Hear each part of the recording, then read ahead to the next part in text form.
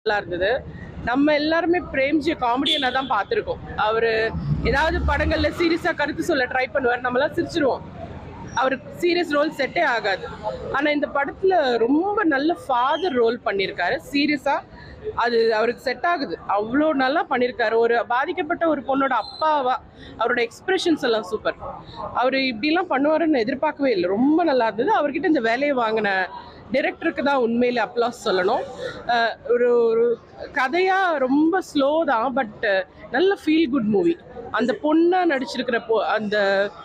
நடிச்சிருக்கிற பாப்பா நான் வருவாங்கன்னு பார்த்தேன். ஆக்சுவலி ரொம்ப நல்லா இருந்தது.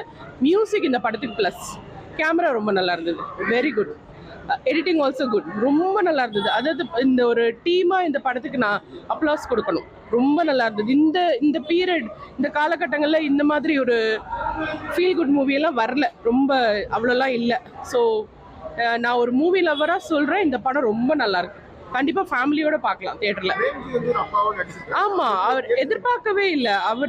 நான் போஸ்டர்லாம் பார்க்கும்போது ஓகே ஒரு அப்பா ரோல் பண்ணியிருக்காரு, த்ரூ அவுட் அவர் காமெடியாக தான் பண்ணியிருப்பாருன்னு நினச்சேன். ஆனால் ஒரு சீரியஸ் ரோல் அது அவருக்கு செட் ஆகுற மாதிரி பண்ணியிருக்காரு. So like very good. அவர்கிட்ட இந்த வேலையை வாங்கின டைரக்டருக்கு தான் அப்ளாஸ் சொல்லணும். Very very good. ரொம்ப நல்லா இருந்தது. ரொம்ப நல்லா இருந்தது. எதிர்பார்க்கல.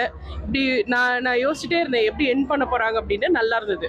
நல்லா என் பண்ணியிருக்காங்க. Very good. Very good. Really good for the team. Actually படம் ரொம்ப நல்லா இருக்குங்க.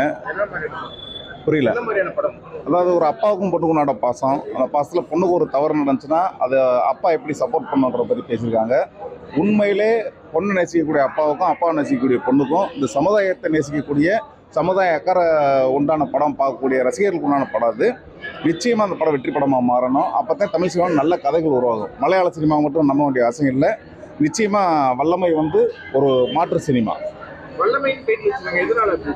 இல்லை, வல்லமைன்றது ஒரு மனிதன் இந்த சமுதாயத்தில் நம்ம எதுவுமே செய்ய முடியாதுன்னு யோசிக்கிறாங்கல்ல, அது செய்ய முடியும் நிரூபிக்கணும்.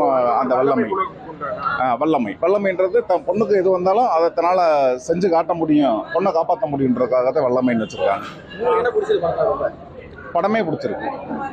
ஃபீல், அதாவது பிரேம்ஜியை வேறு ஜானரில் பார்த்துருக்கோம். நம்ம காமெடியை நான் பார்த்துருப்போம், எமோஷனலாக பார்த்ததில்ல. அவர் என்ன பண்ணாலும் நமக்கு காமெடியாக தெரியும். ஆனால் அவர் முழுக்க ஒரு ஃபீல் குட் மூவியில் நடிச்சிருக்காரு. ஒரு நல்ல கேரக்டர் ஆர்டிஸ்டாகவும் இனிமேல் ஒரு ஆர்டிஸ்டாகவும் அவர் மெயின்டைன் பண்ண முடியும். காமெடியனாக இல்லாமல் ஒரு ஆர்டிஸ்டாக மெயின்டைன் பண்ண முடியும். இந்த படத்தில் நிரூபிச்சிருக்காங்க. ரொம்ப நல்லா இருக்கு.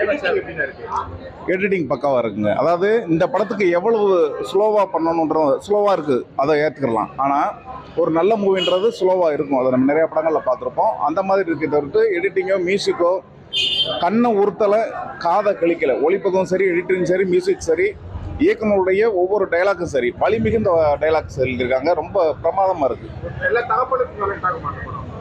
எல்லா தகப்பனும் இல்லை, பெண்ணை பொறுத்த தகப்பனுக்கும் அதே மாதிரி அவங்களுக்கு ஏதாவது சிரமம் இருக்குன்னா அதை காப்பாற்றணும்னு நினைக்கிற ஒவ்வொரு தகப்பனுக்கும் இருக்கும். இது கண்டிப்பாக குழந்தைங்களை பற்றி எல்லாருக்குமே அந்த ஃபீல் இருக்கணுன்றதை படம் வலியுறுத்துவது அதே வல்லமை.